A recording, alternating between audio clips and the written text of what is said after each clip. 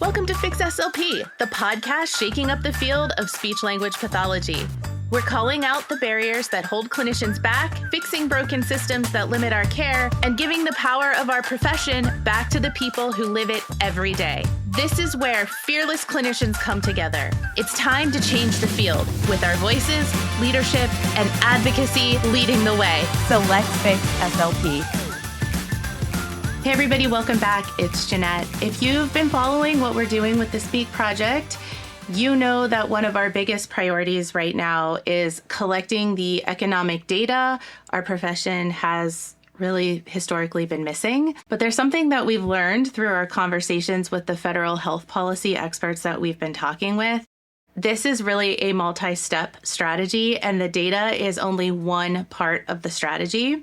When we talked to one of the firms in DC, they urged us to immediately start getting another layer of advocacy added into this, and that's getting members of Congress involved, specifically influential offices and members of committees like the House Ways and Means, the House Energy and Commerce, the Senate Finance, and giving them a reason to start asking CMS questions.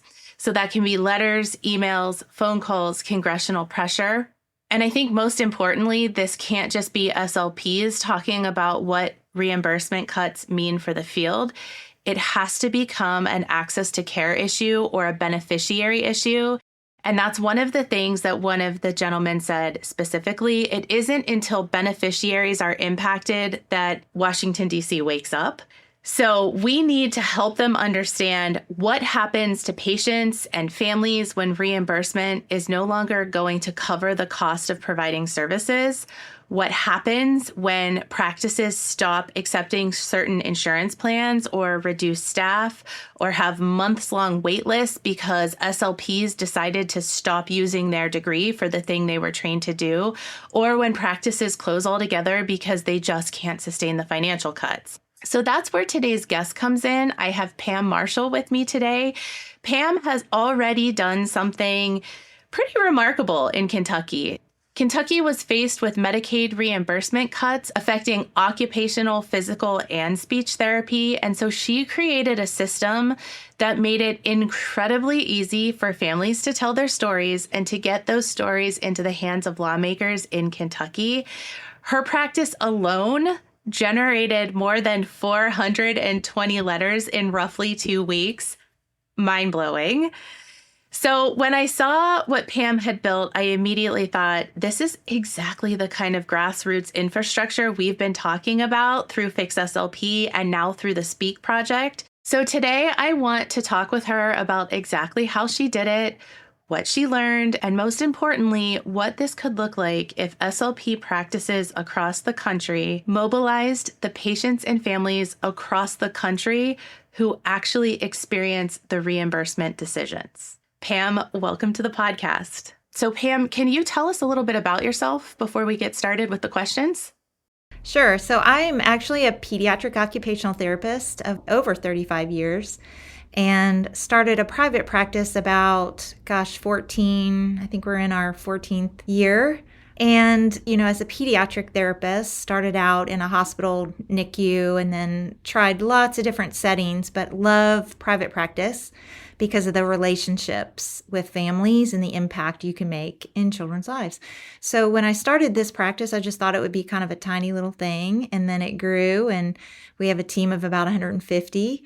And we're in Kentucky, central Kentucky, and I am a big advocate for what we do because it matters that children get services. And the only way to do that is to begin to advocate on behalf of them and all of us. So OT, PT, speech, and pediatrics, we all work together. So that's what I do. That's why I'm on a speech podcast today, because even though I'm an OT, I'm an advocate for speech. And I love how our speech language pathologists change and impact families' lives. So you actually reached out to Emily and I, who are running the Speak Project. And I thought it would be good to have you on for this topic because we were moving towards this next anyway. So it was perfect timing. So can you start by giving us the backstory? What was happening with Medicaid reimbursement in Kentucky that made you realize you couldn't just sit back and wait? The backstory goes back even probably 10 years ago. I started to get involved because with the expansion of Medicaid in 2014, nothing worked in our state, meaning you couldn't own a private practice and bill Medicaid prior to 2014. And then when they started enrolling speech language pathologists, OT, PT, and most of us who treat Medicaid are treating children a lot anyway. And so you couldn't get credentialed, get a prior authorization, provide the service, and get paid. Like none of that worked. It's like the foot and the hand of Medicaid and the ear and the nose. None of it was connected to the same body. Like they didn't work. So it was really frustrating. So it was out of that desperation to wanting to be paid, wanting a business to actually work and help children that got me involved in advocacy and helped me bridge the gap between Medicaid and help them understand where the problems were. And we do have managed care in our state. We have from the get-go. And that was another whole confusing web of just things that didn't work and things that were hard. And so those MCOs have to follow Medicaid policy and rules, and that's sort of what got me involved in it. So our Medicaid fee schedule's pretty low, and for a lot of years we've been advocating for an increase to that fee schedule by rate studies, by all the things you do in a state working on that. We do have lobbyists. We have an OT lobbyist, a speech lobbyist, a PT lobbyist, and there's very few of us that worked on it, very few. And then when the Medicare or CMS announced those cuts that were happening, 22, 23, 24, 25, those years of cuts, I knew they were looming in ahead. So I thought, well, if our state won't give us an increase, perhaps they'll agree to just hold our fee schedule, like just hold it where it's at, because the regulation says that we're to be paid 63.75% of Medicare. So whatever the Medicare rate is, we're reduced down. So that's pretty low and pretty tough. And to know that 2-3% cuts were coming every year for 3-4 years in a row was going to be very devastating for children. So I had the bright idea to ask them, would you just hold this fee schedule? And they did for several years. And that's why practitioners in the state didn't feel those cuts, because we held that fee schedule. Well, we continue to work. There were really 3 of us mainly working on the advocacy. And one other practice owner and I presented in February and gave all the facts and data, the why behind. Could you just at least look at these 10 codes? We'd really like to ask for 10 codes and increase those if you can't do the whole fee schedule. So Medicaid actually agreed, but when it came time, and, it goes back to understanding how government works. So like on the federal level, there's 3 branches of government. There's legislators, and that's Congress, the House and the Senate. Then there's the executive branch, which is the president and, all the things that happen there. In the state, the executive branch would be the governor, and the legislators, would be called the General Assembly. And then judicial is pretty much similar for federal and state. And we didn't really have anything to do with judicial. The governor in our state runs all the cabinets, and the cabinet of Health and Family Services is where Medicaid sits under. So it's a pretty large expense for the state. We have about 1 in 3 people on Medicaid. So it is pretty significant in our state. And so these 2 branches of government, the legislation, the General Assembly, and the governor and executive branch, they were kind of feuding. And I don't get involved in politics because I want to help children. I care about children. And so I just thought this is really an issue where they need to sit down and solve the budget problem. Well, they didn't. So, one side said, we gave the governor enough money. And the governor said, no, they didn't. They didn't give me enough money. So we're cutting Medicaid. And it just felt like a big show. And it just wasn't fair to put the families and the providers, because all the providers, it was a straight 4% cut across the board. And no kind of hope in sight. I mean, there were major programs that were going to be threatened to close, and it it just felt like a sock in the gut when we were promised an increase. And our fee schedule for 2026 actually didn't come out till May. That's how long it took them to approve that fee schedule. And what they did is they actually, CMS made increases to our profession this year, OTPT speech, a little bit of increase. And what Kentucky decided to do was just apply it according to the reg. So where we hadn't had all those cuts and then we had a gain, it came out to roughly about a 5 to 7% cut. So that was a surprise. We were supposed to get an increase, and we actually got a 5 to 7% cut. And then weeks later came out this surprise 4%, additional 4%. And so it was a big whammy, and we were all going, what in the world? Especially me having put so much time in that advocacy. But I don't take no for an answer. So I was like, by golly, what are we going to do? And I started studying what have been the successes, who's been successful, and looking outside of our profession, looking at other provider types, who's been successful. And I started noticing a trend that it's engaging the families. It's engaging the people who get the services.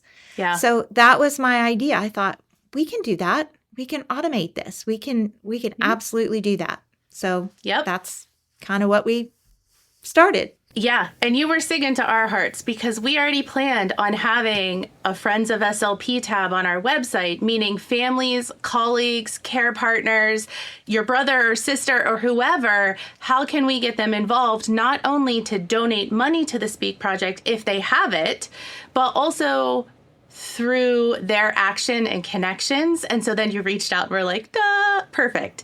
So we're on a limited time schedule. I have a bunch of questions that I'm going to kind of skip through, but you brought OT, PT, speech together.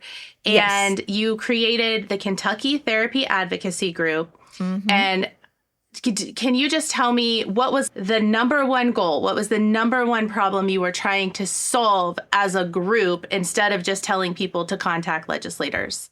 We wanted to make it easy because we know a day in the life of a parent. A lot of us are parents, and we know how hard it is, even when your child doesn't have a major disability. But parents don't have time to write letters and do all these steps. And frankly, they don't like form letters, or the legislation or government officials receiving letters don't want all the letters to look exactly the same because that's not meaningful. They feel like it's just a big show or something. Yeah. And now with AI, it groups them into one. We were told that in one of our consults with a high-powered firm in DC. They said every letter needs to be different. Yep. Every letter needs to be different. So I came up with the idea of just asking questions, making it super easy. I said to my team, it's got to be something we can text to a parent, and they all can voice text, right? They can do that on the fly. They can do that pretty fast. I know as a busy mom, I raised 5 children. I could do that. So I thought if they could just voice text the answers, and we could create a form that converts it into a letter. And we knew we had to automate it because we thought, well, if we're getting hundreds of these, how are we going to manually print and take these to Frankfurt and, to our capital and get them to where they need to go? So we knew we had to automate it. So by doing research and finding the county and the city of which they live, their zip code, we could target which legislator was over their area or legislators, and then we knew the governor's office, we could definitely send it there. And then we had a digital signature and an authorization. And the authorization was pretty much, they said, I agree to let you take my answers, convert it to a letter, and put my name on it from me. So every letter was unique. So we took those answers to the questions, converted it to a letter. We made a letter format, and you just plug in the answers in the letter. So the letter is similar, but it's definitely not, they all look different because it was their own story, their unique story and their unique answers. So that's what we did, and then automated. And I had people on my team that knew how to put the connectors in with AI and knew how to take that form and automate it and get it sent to the right digital mailbox. And since the parents were giving consent, it wasn't a HIPAA violation. It was everybody freaks out about that. Well, what about HIPAA? And we do have HIPAA security in our processes, but it had to be sent to the legislator. So the parent was agreeing to do that, was giving their consent. That was real important too, to follow the rules. What really caught my attention when you emailed was that your practice generated more than 420 letters in about 2 weeks, which is amazing.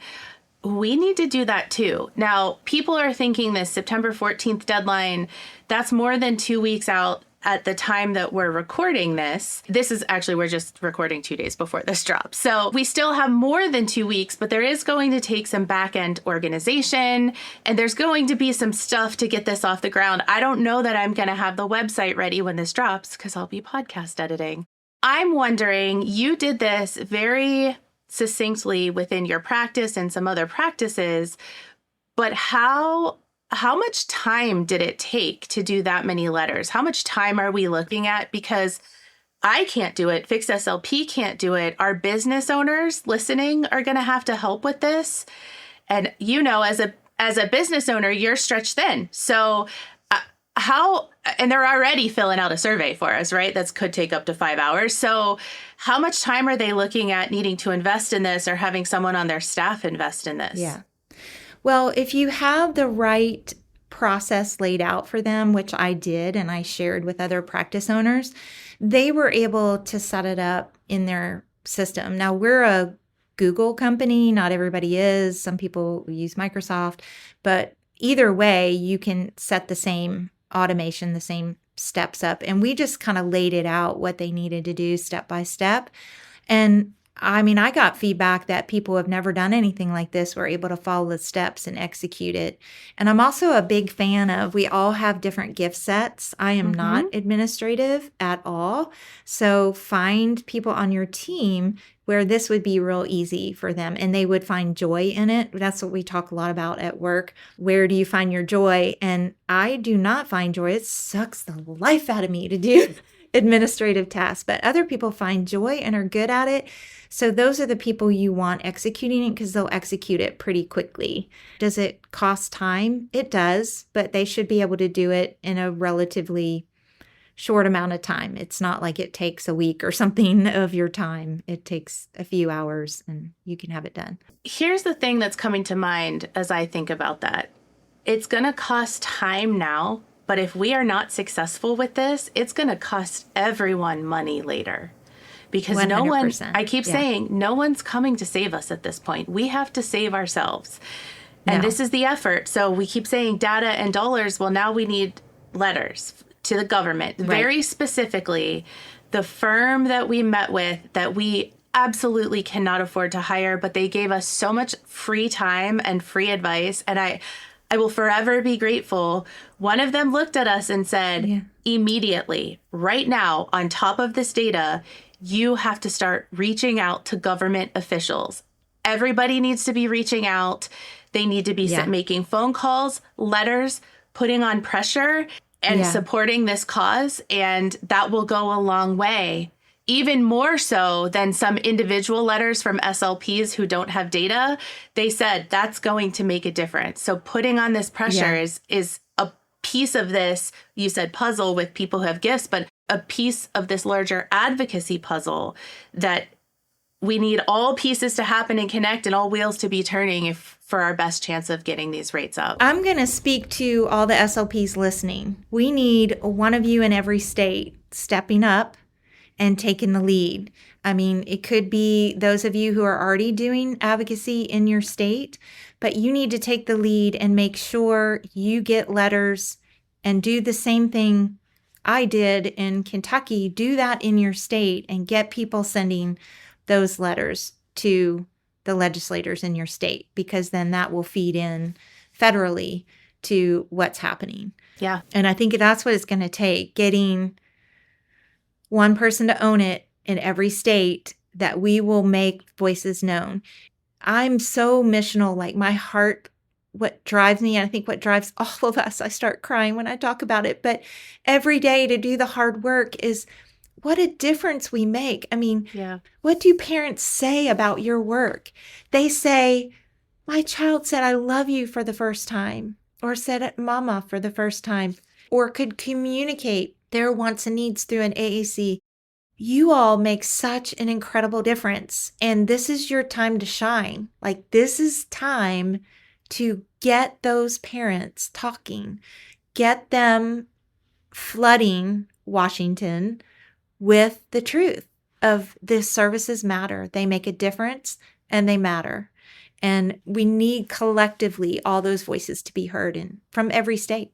And I want to add to that because we have a lot of pediatric private practice owners and SLPs listening and engaging in this movement. And my friends in the Med SLP space are lagging behind. These are Medicare rates. These are Medicare rates that we're fighting for. You hear Pam saying 67% of the Medicare, that's like $47 before any of the cuts she's talking about. But these directly affect us. And your contract therapy company, your hospital, your nursing home, none of them are doing the work. They're just going to cut your pay. And so, yes, she said parents, but we need spouses and brothers and sisters and all of those people who come to visit your Part B patient who has had a stroke or this isn't dysphagia codes, but had a swallowing problem. We need them too, just as much as we need the pediatric people, because if all of the pediatric people are making the case in Washington, D.C. and with government, that's where the focus is going to be. So we need our Med SLPs stepping up into this. It's going to take all of us. Our private practice owners can't save our Part B Med SLPs. I'm going to keep saying it. We have to save ourselves. That's so important, Pam. And what we're going to do is we will have the resources. We're going to work with you. Hopefully, we haven't asked you that, but hopefully we can have a quick phone call or a meeting so you can kind of give us some of that advice. You've already given us some in an email. But then that will be available on our website under the Private Practice Toolkit. That's where everybody can go to look. And then we'll have some more information for parents and families and people who love SLPs under that tab. So please be contacting us if you're interested. Pam said one person in every state. The other thing I might challenge is if you own a large practice, and it doesn't even necessarily need to be a SLP for this, I don't think. But if she said gifts, who has the gifts? If you have someone with this gift in your large practice and you can afford to throw them some extra money and pay them to do some of this work, that would be even better. But we're all volunteering. So no one's getting paid.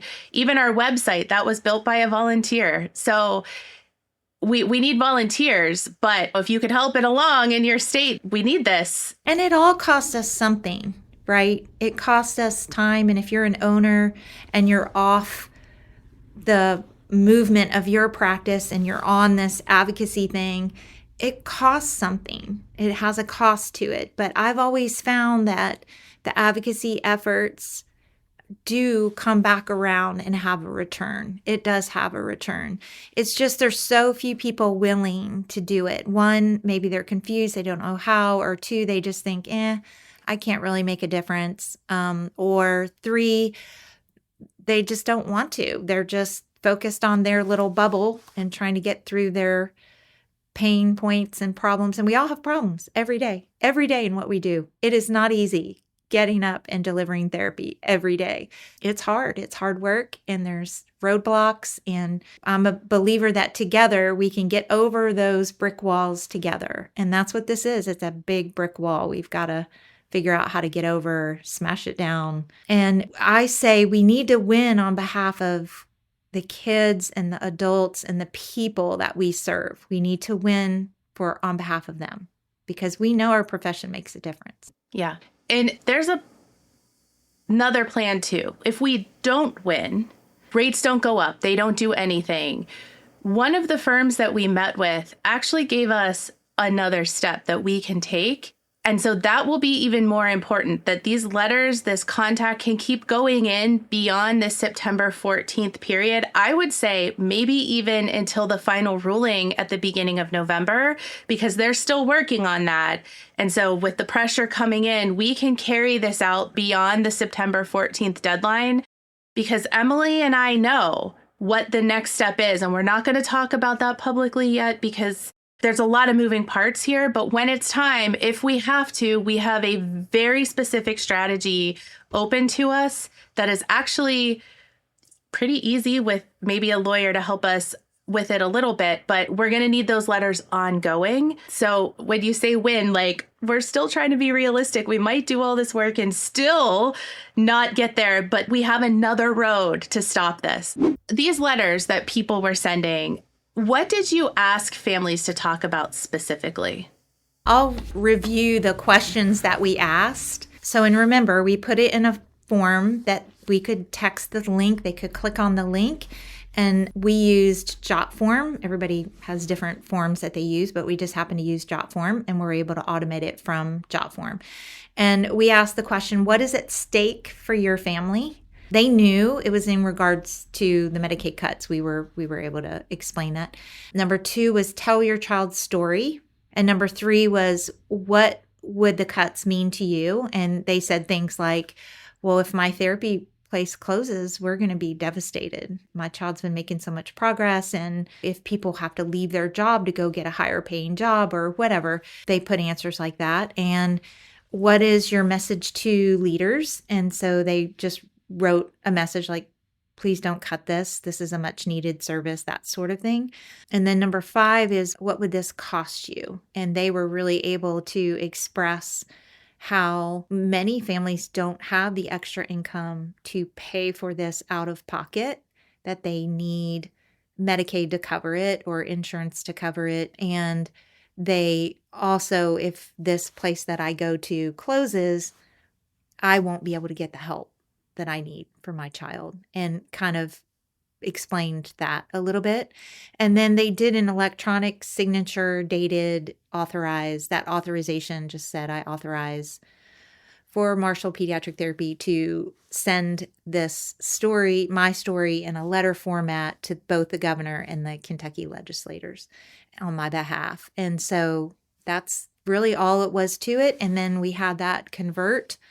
On the back end, we linked to our Google Drive, which has a BAA, is HIPAA compliant, converted it to the letter, and then we were able to automate it based on, because we asked identifying information in the beginning for name, city, zip code, that kind of thing, so we could know which legislators to send it to and be able to automate it. Did you see evidence of legislators noticing the volume of all of this? We did, but unfortunately, this situation was a little different in what we're facing right now with 92507. The reason it was a little different is because I think of the political show that was involved between these two feuding branches of government. But it definitely impacted. There was a lot of news stories. One thing I would do different is I would really have because I was into news interviews, but I would have the news focus on the actual stories from the families. They were focused on some of the stories because there were some families that were a part of a center for adults and teens with disabilities that was being threatened to close. And that specialty clinic provides a lot of medical services to the community and to those families. So there was a lot of exposure to that. But this particular thing, I would do that a little different, really talking about what this means. The other thing I had wanted to do, but there just wasn't time.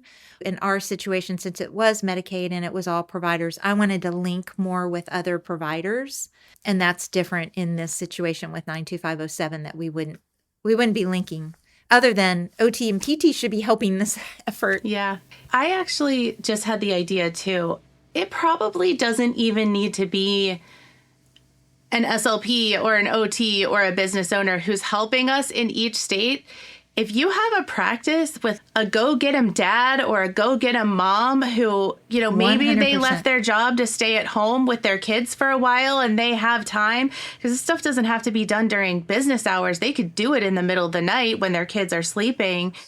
Think about recruiting maybe families to directly help in getting some of these letters out too, if you're listening, or if you're a family or a loved one or a friend of an SLP listening.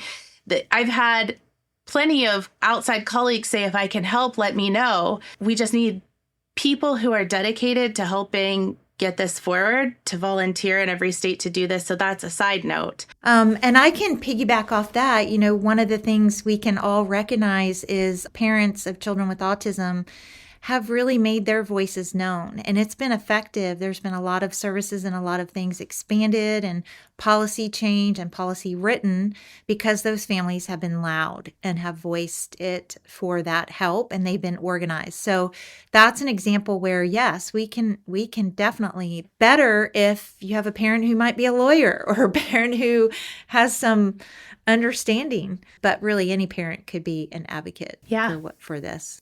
It's all about connection. Emily and I have a webinar tonight where we're going to talk about we need your connections to make this happen. So yes, in this effort specifically, when we met with the firm who really talked all of this through, they mentioned some legislators very specifically to focus on.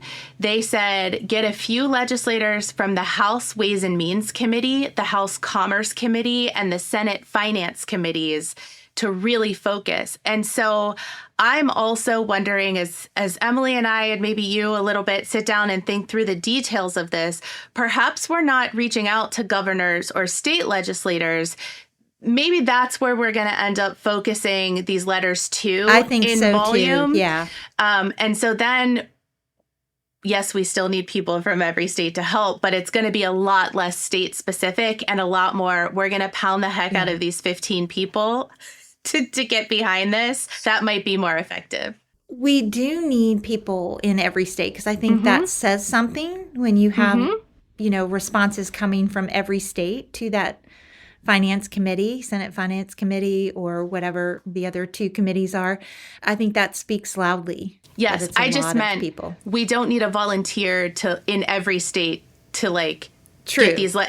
But yes, we still need every state, just like we need every state to get data into our survey, because we can't call this a nationwide survey if Alaska, I keep saying it, I'm looking at you, if Alaska or Washington, D.C. or Hawaii is missing.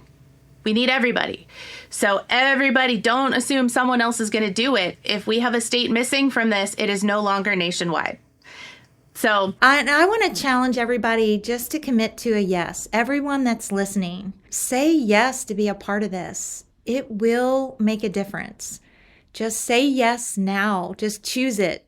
No matter what part you have in it, say yes to advocate. There's nothing more for me to say. We're done here. No, so, it was so good. But we do have to wrap up in a few minutes because you have a heart out. Piggybacking off of that, just say yes. For the SLP listening who thinks I'm just one clinician, Congress isn't going to care what I have to say, or I'm just one mom, the House Ways and Means Committee doesn't care.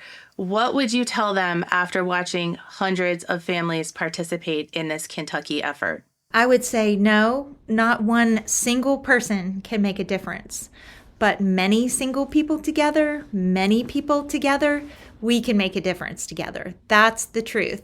So if you're feeling like, I'm not really going to participate, or maybe I don't bill insurance and I'm just taking private pay and I'm not really invested in this, think about all the children you've turned down because they needed to go to a facility who billed Medicaid or needed to go to a facility that had their insurance. Think about, children, the impact. Just be a part of it because it impacts children. That's why I do what I do. It's not only because I run a private practice. It's because I see the child who's in rural Kentucky that has no service and needs that service, and we can't get it when the rates are so low. There's no one willing to go and provide that service. So it's on behalf of all patients, clients, children, adults that you serve. It's on behalf of all of them. Yep. And so for the private practice owner listening who has families who would absolutely speak up if they understood what was happening, but hasn't involved families before, maybe they're nervous or they don't think it's professional, what would you tell the owner? I would say, your families matter to you, right? I would ask them that question. And if they say yes, say, well, their stories are really needed. Can you help their stories be known? Will you get on board and help their stories be heard? And that's what we need, because I think there's so many families who've been impacted by excellent quality speech language pathology services. And I could go on and on about that. Absolutely. Whether it's school-based or outpatient or hospital or SNF, or it doesn't matter what setting, there's been families impacted by the good work. And if you could put one message directly in front of the people making reimbursement decisions, what would you want them to understand about what happens to patients when reimbursement no longer supports the actual cost of delivering care? Well, I'd love to say two things because they're related. And the first thing is the clinicians are all master level clinicians with high school loans and rates. Those individuals, how are they employed if the reimbursement rates are so low they cannot pay them adequate wages to do the service that they do? That's the first thing. Consider the whole picture. You have to back up and look at the whole picture. And many people don't look at that picture. They don't understand how much it costs to pay a decent salary. I'm aghast at when even people in our own state advertise the average starting salary for an SLP being $85,000. I just go, where? How? Because that isn't possible with the reimbursement. And two, it is the impact. You need to take time to understand the impact that speech language pathology has on individuals' lives. You think about people from all different circumstances, whether they've had an unexpected injury or illness, whether they have a child who has autism or a child who has developmental disability, or even a child that has a severe stutter. You think about those kinds of patients. You think about an elderly person who recently had a stroke, who can no longer speak, communicate, swallow, eat. You have to know the stories. You have to listen to the stories and how this impacts people in everyday life. And they're your constituents, and they need to be heard. Yeah, that's a great place to wrap up, right on time. Pam, I want to thank you for joining us today. I really appreciate it. Hopefully we'll be in touch in the next couple days if Emily and I have questions, and hopefully we talk again soon.